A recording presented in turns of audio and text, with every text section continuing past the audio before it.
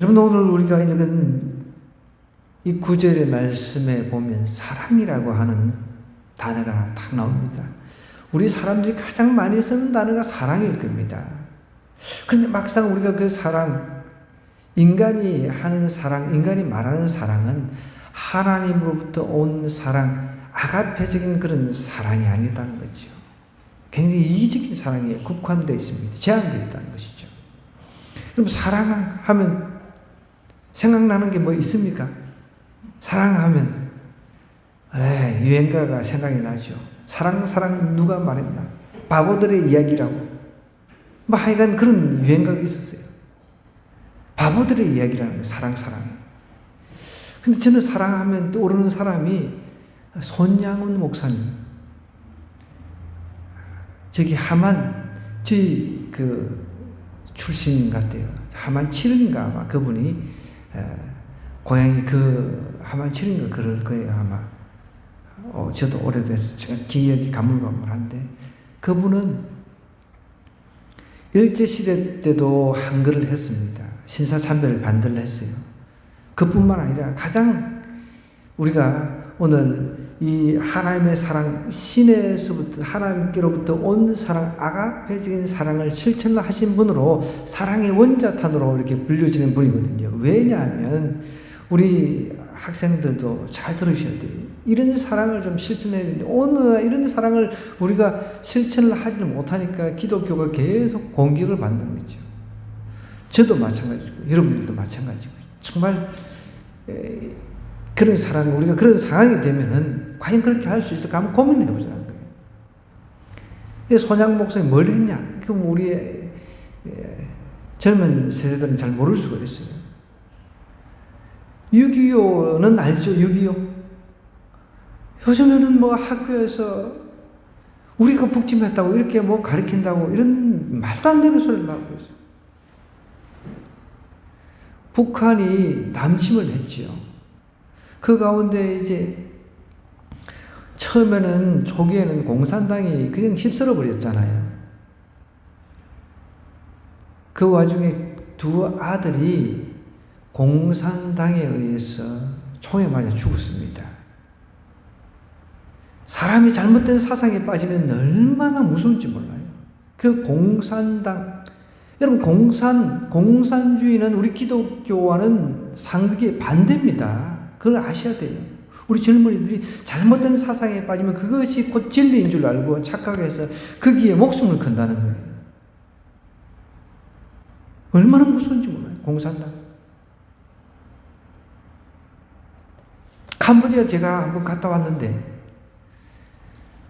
이 공산당이 사람들을 죽이는데 얼마나 비참하게 죽이는지 제가 사진을 다 찍어 왔어요.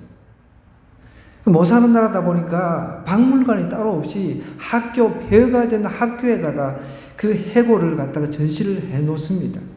그리고 더 충격적인 것은 그 나무, 그 야자나무 같은 데 있잖아요. 거기에다가 애를 갖다가 패대기를 쳐서 죽이는 거예요. 이게 공산당입니다. 좀 상상이 안 돼요? 아이를 갖다가 그냥 나무에다가 그 패대기를 쳐서 죽이는 거예요. 또 그것도 모자라가지고 집어 던져가지고 총으로 쏘아서 죽이고. 그 장면들이 그대로 기록이 되어 있는 거예요. 그게 공산당이에요. 그 두 아들을 죽였는데 이 손양훈 목사님 두 아들이 죽어버린 거예요. 총에 맞아서. 그런데 그게 용서가 되겠습니까? 우리는 쉽게 용서 이야기를 하지만 그 상황에서는 쉽게 용서가 안 되죠. 우리 하나님께서 구약에 눈에는 눈, 똑같은 내가 눈을 한쪽을 이제 맞아가지고 눈이 실명이 됐어요. 그러면 상대방도 한쪽 눈 실명이 시킬 수 있도록 똑같은 그렇게 한쪽이 손해를 봤으면 동일하게 똑같은 그래서 그 하나님께서 그거는 하나님의 은혜로 그렇게 하나님께서 율법적으로 딱 제한을 하셨어요. 왜냐하면은 화가 나잖아요. 내 한쪽 눈이 지금 실명이 됐어요. 그럼 너는 두 쪽 다 그래 너 나 때렸지. 내 한쪽 눈 너는 오늘 두 쪽 다 그냥 이런 식으로 우리 마음이 이렇게 변한단 말이에요. 잘 한번 보십시오. 여러분들과 저도 마찬가지예요. 누가 내 소목을 때려가 소목이 지금 망가졌어. 오늘 너 소목 쳤어? 그래 오늘 너는 이빨을 그냥 그 옥수수 다 내려앉아. 이런 식이라는 거예요. 그러니까 하나님께서 그걸 아시는 거예요. 아시니까 딱 그것만 하라는 거예요. 네가 손을 만약에 다쳤다. 그러면 상대방도 손. 이런 식이었대. 그러니까 그게 굉장히 악한 법이 아니라는 거예요. 우리가 오해를 하면 안 돼요. 이해가 되나요? 그거를 갖다가 하나님께서 잔인하다 이렇게 하면 안 되는 거죠. 하나님께서 우리 심령을, 부패한 심령을 아시는 거예요. 죄로 인해서 부패한 심령을 안다는 거예요. 그래서 우리가 어떤 피해를 입으면, 그래, 나 이만큼 피해받 너는 배로 갚아주마. 이런 심정이 있다는 거예요. 그런데 손양원 목사님이 그 자기 두 아들을 죽인 사람을 갖다가 양자로 받아들였다는 거예요. 그 용서해주면 그냥 괜찮은데 그 양자로 받아들였다는 거예요. 저도 그 손양원 목사님 책을 직접 읽어봤거든요. 딸이 쓴 책도 읽어봤는데 참 그 이해가 안 되고 참 그런 부분이 참 있어요. 근데 그 사람은 하나님의 사랑을 실천하려고 했다는 거예요. 분명히.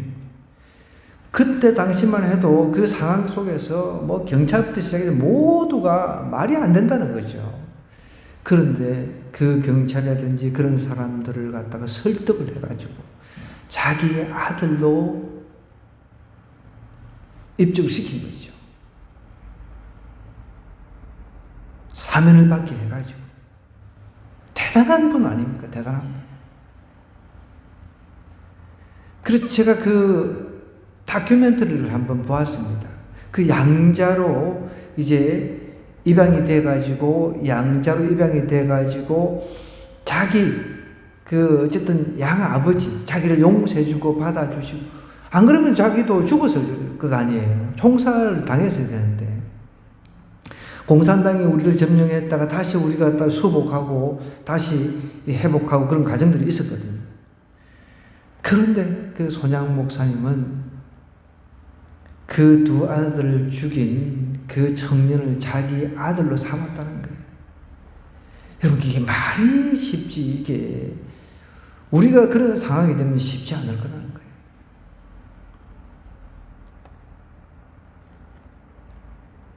그런 사랑을 지금 말하는 거예요. 여기서 말하는 사랑에는 거짓이 없다. 위선적이지 아니다. 아니하다는 거예요. 위선적이지 않아. 거짓이 없다는 거죠. 위선. 그러니까 남들한테 보여주기 위해서, 여러분, 이 사람은 훌륭한 사람이야. 우리 손 목사님은 되게 훌륭한 신분이야. 이런 소리 들으려고 하신 분이 아니란 거예요. 그러니까 그 딸도 자기 아버지를 이해를 못 하는 거예요.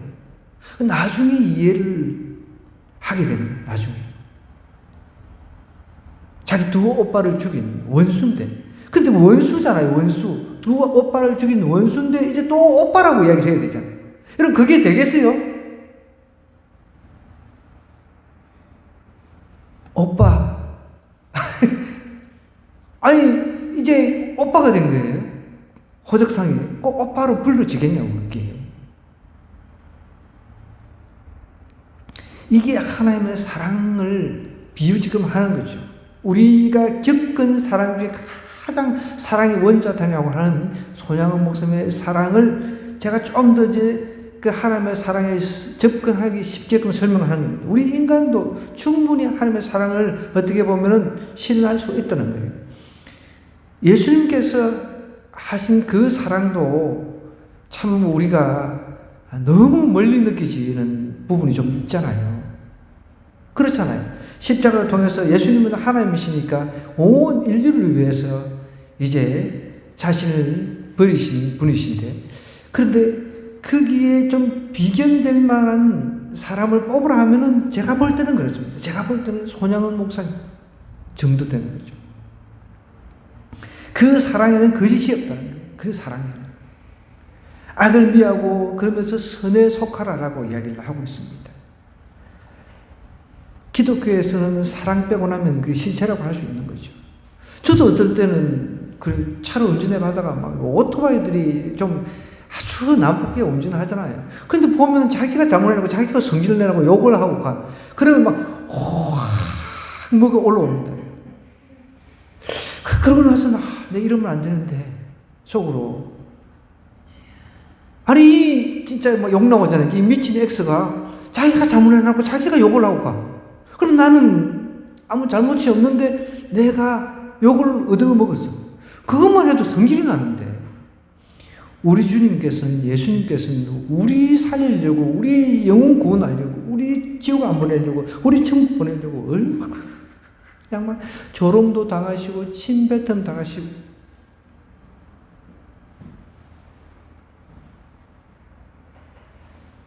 그것을 한번 생각해 보라는 거죠. 그게 사랑이라는 거예요. 사랑. 그러니까 하나님의 사랑에 우리가 근접하면 할수록 하나님의 사랑이 내한테 가슴속으로 전달되는 그 감동이 있겠죠. 그러면 그 사랑을 깨닫는 순간 변화가 일어나는 거예요. 그러지 않고서는 변화가 잘 안 일어나요. 요즘에 이 뭐 독신, 독거 뭐 이런 표현을 많이 쓰잖아요. 혼자 사는 세대들이 많이 늘어나고 있다잖아요.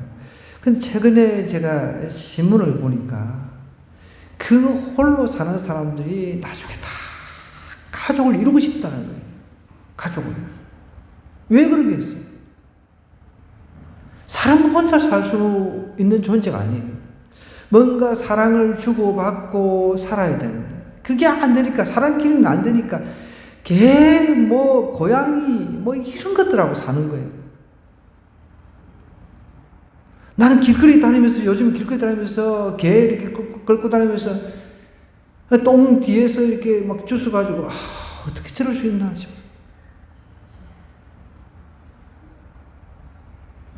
개 똥 치우고 이렇게 휴지통 가지고 이렇게 비닐에다가 이렇게 담더라고 보니까 얼마나 찌글찌글인지 몰라. 뭐 개를 키우는 게 나쁜 게 아니라 하나님은 우리 인간을 이렇게 창조하시고 그 혼자 사는 것도 보기가 안 좋으셔가지고 다 둘이를 만드시고 거기서 또 새 창조를 하게끔 하셨잖아요. 근데 성경에 어디를 봐도 하나님께서 동물을 위해서 십자가를 못 박게 돌아가시고 그런 거 하나도 없잖아요. 그죠? 심지어 여러분 우리 예수님께서 사단 마귀를 위해서 죽었다는 돌아가셨다는 그런 이야기도 없어요. 유일하게 우리 인간 잘난 게 하나도 없는데 그분이 사랑이시라면 그래서 하나님은 사랑이시다 이런 표현을 하는 거예요.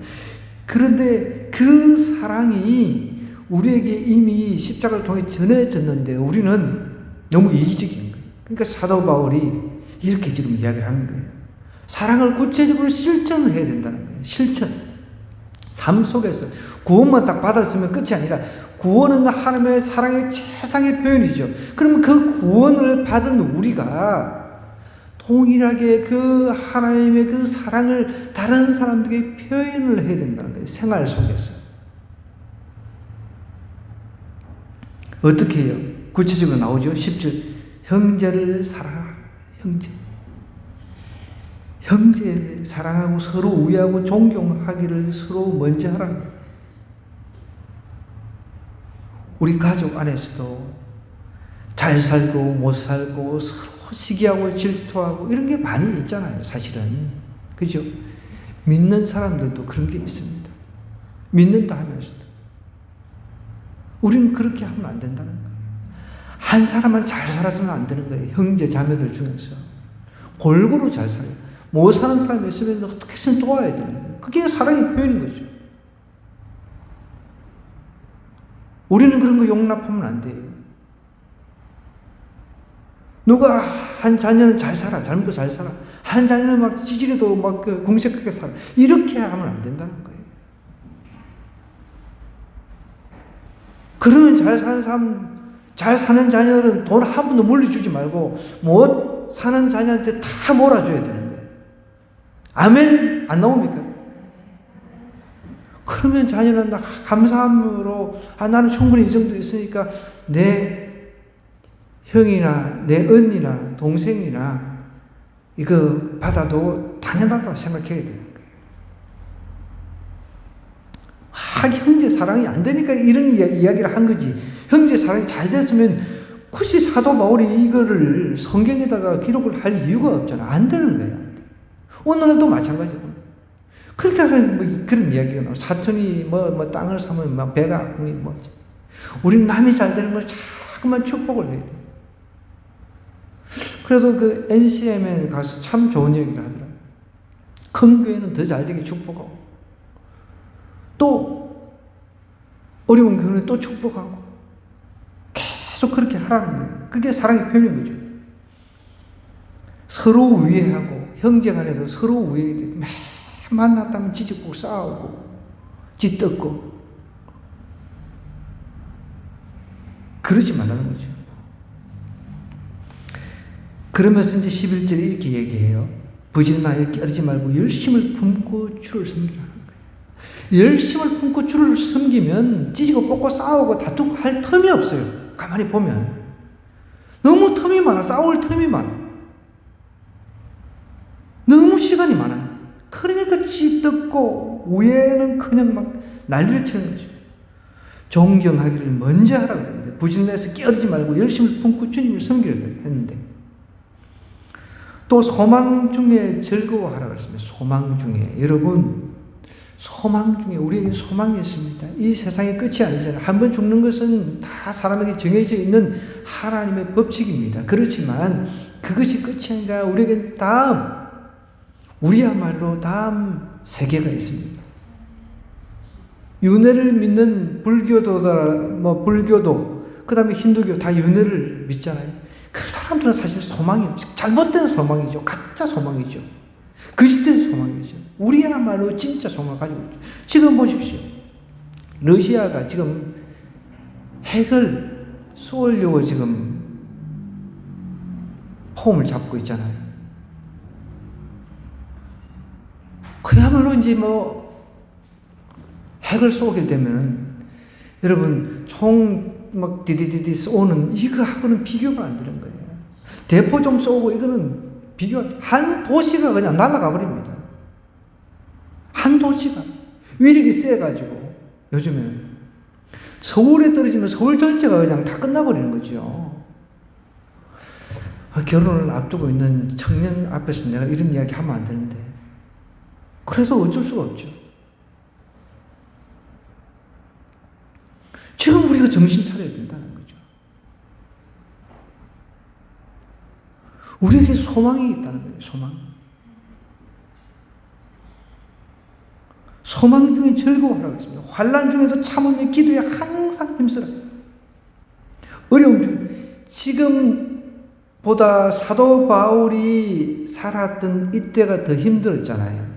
이때는 황제 숭배를 했습니다. 이때는 황제를 숭배를 하지 않으면은 황제가 곧 신이기 때문에, 여러분 잘 아는 그 황제 중에 메롱 네로 황제 같은 경우는 아주 나쁜 놈이잖아요. 나중에 비참하게 자살해 죽었지만, 희한하게 그것도 그 역사를 뒤지게 보면 그 와이프는 또 기독교인들을 엄청 또 뒤에서 도왔대요.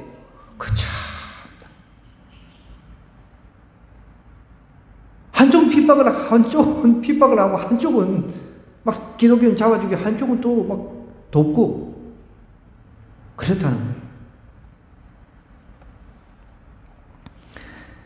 그래서 그런 환난을 당한 기독교인들을 염두에 두고 이렇게 얘기하는 거예요. 환난 중에 어떻게 참으라는 거예요. 인내하라는 거예요.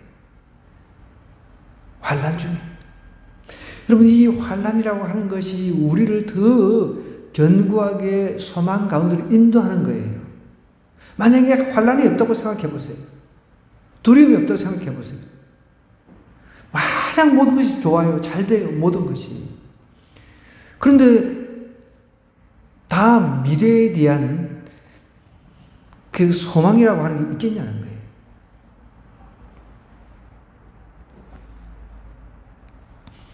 그러면서 기도에 항상 힘쓰라라고 이야기를 하고 있습니다. 기도에 어떻게 하라고요? 항상 힘쓰라. 이 뜻은 여러분 전적으로 하나님 앞에 충성한다는 그런 마음으로 하라는 거예요. 기도를 전적으로 내 전심을 다해서 기도 생활을 하라는 거예요.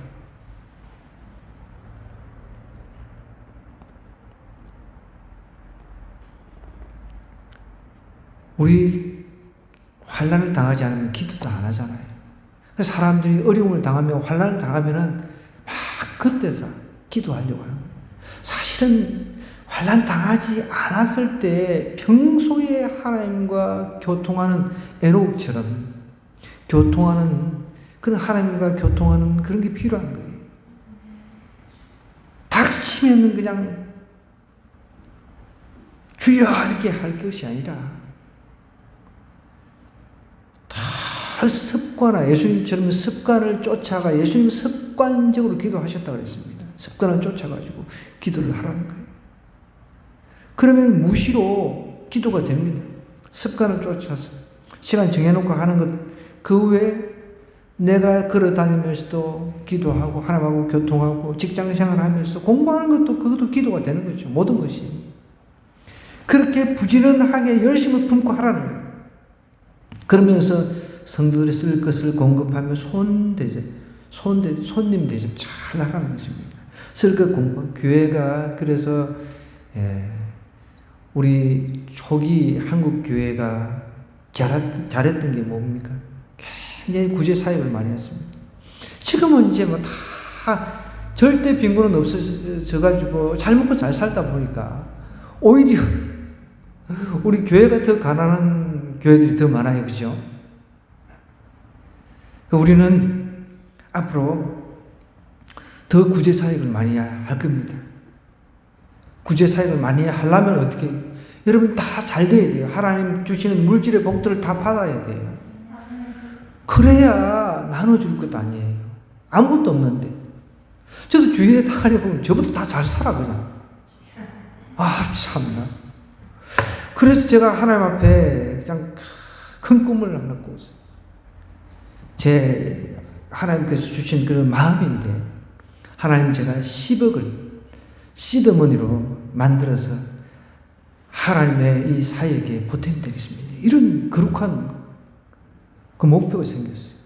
아이고 10억 하니까 이런 10억을 벌려고 그러면은 뭐 제가 지금 뭔 수입이 있는 것도 아니고. 그런데 하나님 그런 마음을 주시는 거예요. 그래서 왕숙 지역 들어가려고 그러면 여러분 그 뭐 매달 가지고 제가 들어가겠습니까? 이 건물 하나 정도는 있어야 앞으로 그 청소년들을 위해서 제가 만들고 싶은 게 있어요. 청소년들 사역해야 되니까. 이 정말 미디어에 빠져있는 이 친구들 어떡합니까? 이 아이들 구원해야 되잖아요. 오늘도 제가 집에서 이제 집사람 태워주고 또 준비해서 와야 되니까 들어가니까 딱 민성이가 쓰레기 버리려고 지 순서인가 봐요. 딱 나오는데 멀리서부터 나를 보고 피하는 거예요. 멀리서부터 항상 그래 지금. 학교 갔다 와도 내가 보면 제가 딱 보면 알잖아요. 제가 딱 폰 보니까 민성이다. 그러면 뒤로 살짝 가서 이제 보면은 나를 피해가지고 엘리베이터를 같이 안 타려고 저기 가지고 스마트폰 보고 딴짓하고 있어요. 얼마나 심각한지 몰라요. 그래서 아까 전에 쓰레기 버릴 때 제가 또 찾아갔어요. 너 하나님 떠나면 망한다 그랬어요. 제가. 그 성경이 말하는 거니까. 하나님을 떠나면 망하는 거죠. 여러분 그 기분 나쁩니까? 어쩔 수가 없습니다. 하나님을 떠나면 망하는 길입니다. 좁은 길로 가라 그랬죠. 성경은. 사람들은 근데 넓은 길로 찾아가는 거죠. 망하는 길로. 뭐 요즘에 C 언어를 배운대요. C 언어를 배운다고 막 열심히 한다고. C 언어를 배울 게 아니라 하나님께서 말씀하신 하나님의 언어를 배워야 되는데 청소년이 지금 상태가 이래요. 그래서 제가 제일 먼저 저기 왕숙 지구에 들어가면 하나님 제가 청소년 센터를 세우겠습니다. 그래서 스마트폰이라든지 미디어에 빠진 이 아이들이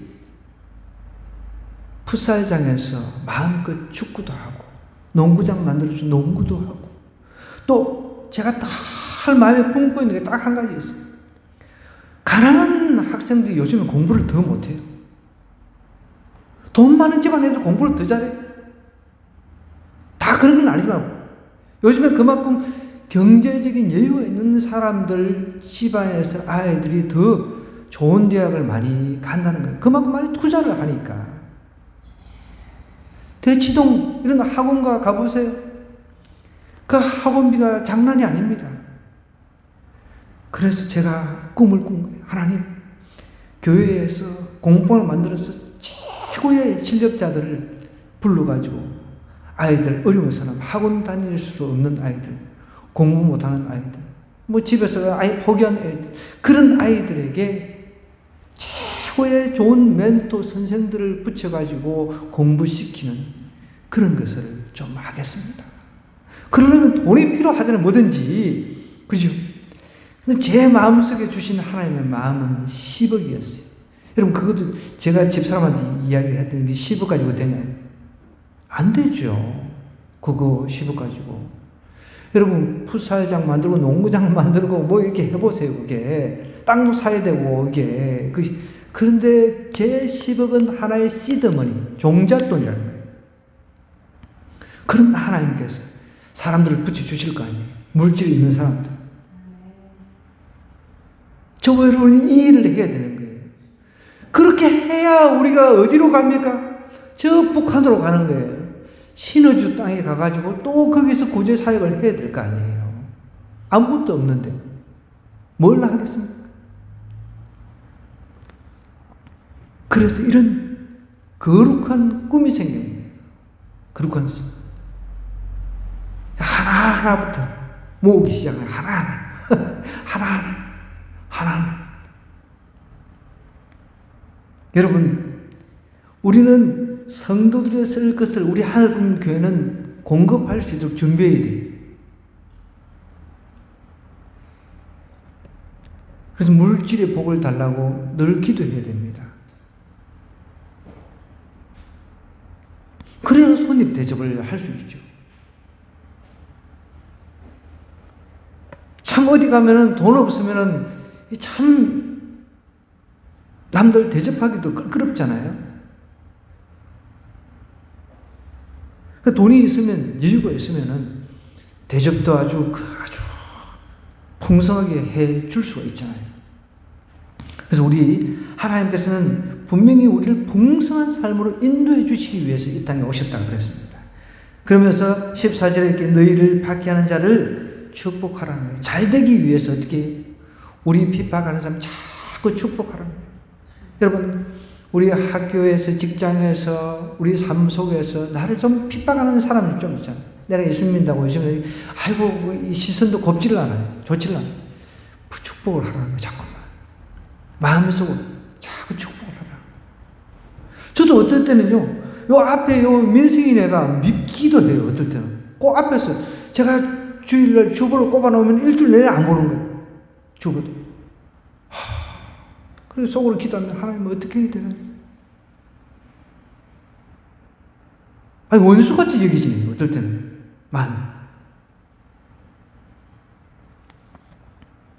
그래서 기도를 하는 거예요. 자꾸. 이제 인상 잘 관리를 해야 돼, 이제. 그래서 언제 어디서 만날지 모르니까 같은 아파트에 앞뒤로 사니까 엘리베이터 타고 올라와야 되니까. 아까 전에 그랬잖아요. 제가 지금 가면은 애들이 피해버리는 거예요. 그래서 저도 어떤 때는 하나님 만나면 어떤 말을 해야 될까요? 어떤 말을 해야 될까요? 여러분이 만약에 똑같은 상황이라면은 지금 앞집에 마주보고 사는 앞집에 사는데 교회를 나오다가 안 나와, 지금. 시험 들어가지고. 어떡하냐? 오늘은 또 보니까 그 아버지가, 민승이 아빠가 술이 거나게 취해가지고 나는 인사를 했는데 집사람이 엘베 타고 가더니 뭐 같이 타고 만났는데 술 냄새가 풍풍 풍기더라고요. 여러분들, 하나님을 떠나 사는 사람들은 결국은 그렇게 가잖아요. 안타까운 마음밖에 없는 거예요. 그래도 내 마음속에 하나님 저들 다시금 하나님 품으로 돌아오게 도와주옵소서. 그밖에 할 수 없는 그런 기도밖에. 너를 박해하는 자를 축복하라. 축복하고 저주하지 마. 저주하지. 에이 너는 그냥 니네들은 다 지옥 가는 게 아니라 오히려 이런 사람들을 축복하고 저주하지 말라는 것입니다.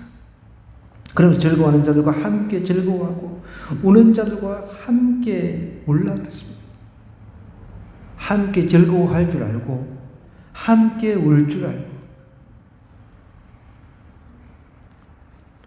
이게 형제 자매된 도리죠. 서로 마음을 같이 하면서 어떻게 높은 데 마음을 두지 말고 도리어 낮은 데 처하며 스스로 지혜 있는 체 하지 말라는 거예요.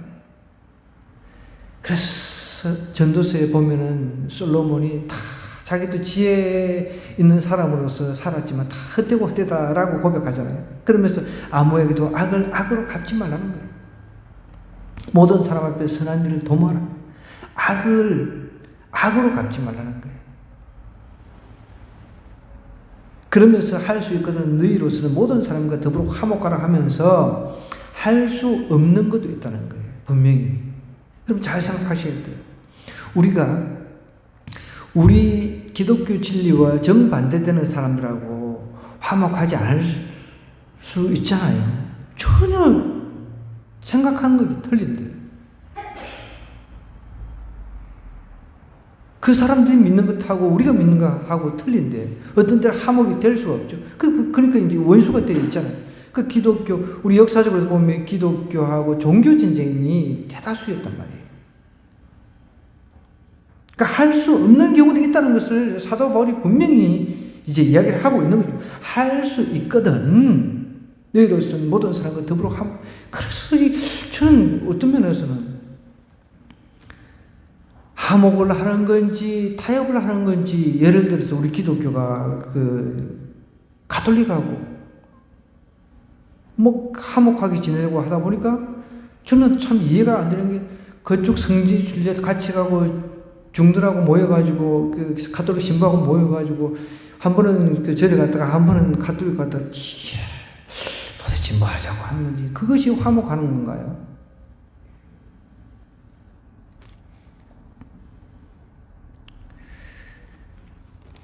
여러분, 우리는 화목하지 않을 수 있는 환경이 분명히 있습니다. 우리가 이슬람은 우리 예수 믿는 사람 잡아 죽이려고 하잖아요. 그런 들어가면. 그런 경우가 분명히 있단 말이죠. 할 수 있거든. 모든 사람과 어쨌든 더불어 화목하라는 것입니다. 지혜롭게요. 그러면서 내 사랑하는 자들아 너희가 친히 원수를 갚지 말고 원수 갚는 것은 하나님께 맡기라 라고 이야기를 합니다. 진노하시면 맡기라 기록되어 있을 때 원수 갚는 것이 내게 있으니 내가 갚으리라고 주께서 말하시느니라. 원수 갚는 것은 하나님께 있다는 겁니다. 그러면서 내 원수가 줄이거든 먹이고 목마르거든 마시게 하라. 그리 함으로 내가 숯불을 그 머리에 쌓아 놓으리라. 악에게 지지 말고 선으로 악을 이기라. 이게 좀 어려운 말을 하는데 내가 숯불을 그에게 그 머리에 쌓아 놓으리라 라고 하는 것. 여러분, 그 당시의 문화를 좀 이해를 좀 해야 돼요. 우리 학생들 같은 경우는 그 숯불 이해를 좀 할 수가 없을 것 같아요. 우리는 어릴 때 숯불이 이제 굉장히 중요했거든요. 불이 꺼져버리면 방을 딱딱 데펴야 되는데 불이 꺼져버리면은 방을 데필 수가 없잖아요. 숯불이 굉장히 중요하니까. 그럼 숯불이 이제 꺼지거나 그러면은 그것을 옆집에 숯을 빌리러 가는 거예요. 불을 빌리러 가는 거죠. 물론 이제 이 성경 구절을 가지고 여러 가지 해석을 하는 학자들도 있습니다. 첫 번째는 악을 행한 자에게 해를 입힌다. 오히려 이렇게 함으로 인해서 나한테 악을 행한 사람에게 오히려 하나님께서 갚아주실 것이다. 이렇게 해석을 하는 사람들도 있고 또 애굽의 풍습을 반영해서 회개한 사람의 그 의미를 이제 부여하는 경우도 있습니다. 그런데 불씨를 빌려주는 것으로 해석하는 게 가장 좀 문맥이 자연스럽게 맞다는 것이죠. 원수가 지금 줄이고 먹이고 줄이거든 먹이고 목마르거든 마시게 하고 그리 하면서 내가 숯불을 그 머리에 쌓아 놓으리라. 그러니까 숯불을 지금 불이 꺼져 가려고 하는데 숯불을 빌려주면 얼마나 좋겠습니까? 감사하겠습니까? 내 원수예요. 근데 이 사람이 지금 숯불을 빌리러 이제 숯불이 이제 꺼지는 상태에서 그걸 알고 원수지만 숯불을 갖다 이고 가가지고 이제 옛날 생각을 한번 해보자고요.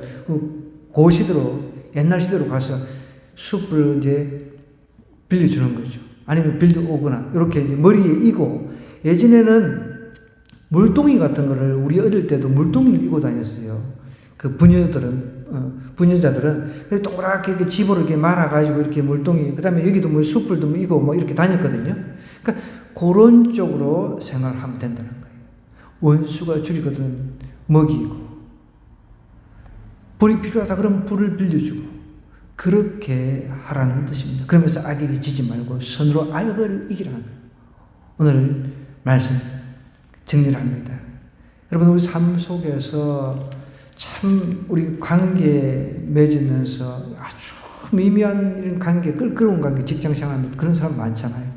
여러분, 그런 사람일지라도 내가 더 그 사람을 축복해야 돼요. 어떻게 축복을, 구체적인 사랑을 쭉 지금 이야기를 했잖아요. 사랑의 표현을 가지고 이제 쭉 그들을 대하는데, 나한테 좀 비록 안 좋게 대할지라도 내가 사랑으로 하나님의 사랑을 생각하면서 그들 쓸 것을 공급해주고, 그러면서 환난 가운데서도 그리스도인으로서의 존재를 드러내라는 거예요. 그럴 때 누가 영광을 받으십니까? 하나님께서 영광 받으시고, 오히려 그 상대방 나에게 악하게 행했던 그 사람의 마음을 싹 바꿔놓으신다는 거예요. 우리 집 안에도 원수들이 많잖아요. 남편이 원수인 사람들도 있습니다. 자식이 그냥 원수인 사람도 있습니다. 어떻게? 결국은 똑같은 원리로 우리가 적용할 수 있는 거예요. 다 사랑으로만 변화가 일어나는 거예요. 일을 간다고 해서 자기 이빨만 더 그냥 갈아질 뿐이지. 그죠? 사랑으로. 우리가 악을 이겨내야 될 줄 믿습니다. 오늘 이 말씀 생각하면서 우리 한번 기도하십시다. 하나님, 오늘 내가 껄끄러운 생각하고 있는 사람들 한 사람이라도 다 떠올리시면서 이 말씀을 붙잡고 기도할 텐데, 하나님, 나하고 불편한 사람이 이 시간 있다면 저들을 축복하기를 바랍니다. 하나님, 껄끄러운 존재들, 그들을 축복하게 해달라고, 축복의 마음을 달라고 우리 주여 한번 기도하고 있습니다.